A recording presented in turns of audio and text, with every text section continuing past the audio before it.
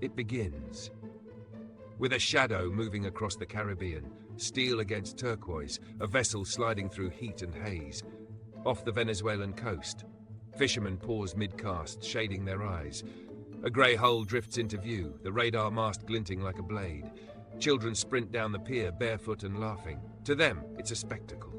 To Washington, it's a breach of faith.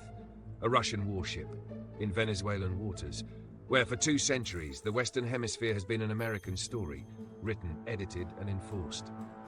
What looks like a ship is really a signal. The old order, once unquestioned, is shifting beneath the waves. The Cold War ended, victory was declared, and the victors mistook triumph for permanence. Instead of partnership came expansion. Instead of humility came the slow march of bases and alliances. NATO pressed eastward, Poland, Hungary, the Baltics, until Moscow felt the walls closing in. George Kennan warned that such expansion would one day inflame the nationalistic, anti-Western tendencies inside Russia. Few listened. Now, the echo of that decision rolls across tropical water. Venezuela, meanwhile, lies exhausted. Once one of the richest nations in Latin America, its oil-fed prosperity has collapsed under misrule and punishment. Broad sanctions meant to restore democracy instead drained the life from daily survival. Power cuts, empty pharmacies, long lines for bread. In Caracas, mothers crush pills to share among their children. The argument in distant capitals is that pressure will purify politics. The reality is hunger. Into this vacuum come new partners, Russian engineers in oil fields, Chinese financiers, Iranian technicians.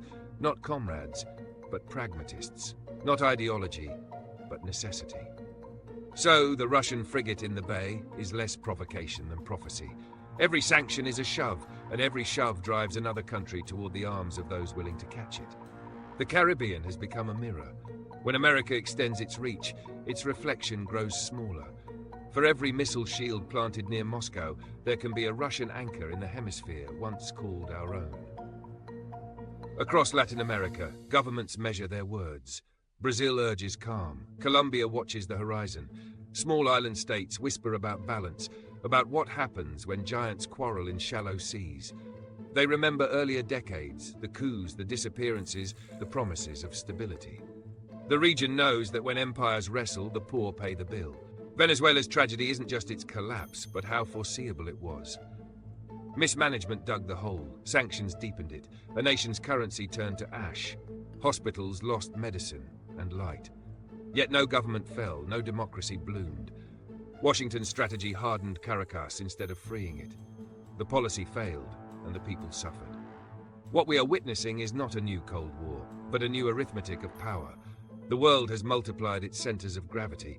Influence now flows in several directions at once, and no nation, not even America, can dictate alone. Dominance has become confusion's twin. The more we grasp for control, the more it slips through our fingers. Imagine instead cooperation. Venezuelan oil refined through joint ventures, transparent to the public. Sanctions traded for measurable reform. Regional diplomacy led by neighbors, Brazil, Colombia, Mexico, while Washington shows restraint and respect. Humility is not weakness, it's the beginning of credibility. Listen again to the harbor. The sea slaps the hull of that Russian ship, steady, unhurried.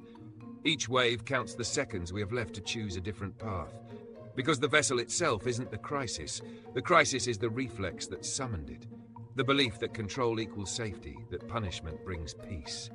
We can still turn, lift the weight from ordinary Venezuelans, tie relief to real reforms, accept that other nations have interests too, trade posturing for patience, dominance for diplomacy.